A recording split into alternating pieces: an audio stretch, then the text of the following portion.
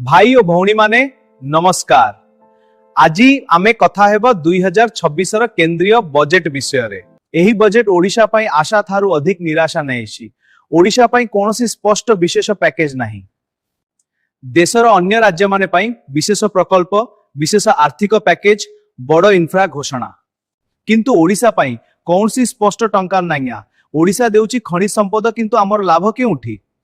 ओडिशा देउची कोयला, iron, bauxite, किंतु budget कहूची संपद नेबु किंतु ओडिया लोकंकु किछि देबु नाहिची। ओडिशार युवक माने पूरा बेकार बाहर राज्य को पळाउछंती।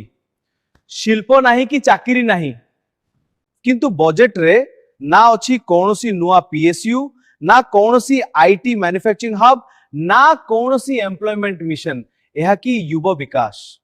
ओडिशार अधिकांश लोक कृषि उपरे निर्भरशील, किंतु बजेट रे नुआ जलसेचन प्रकल्प नाही, कृषि मूल्य वृद्धि नाही, चाषी आय वृद्धि पाई निर्दिष्ट योजना नाही। ग्रामर उन्नति न हेले राज्य कौन आग को बढ़ी पारिबो? आपण माने कहंतु।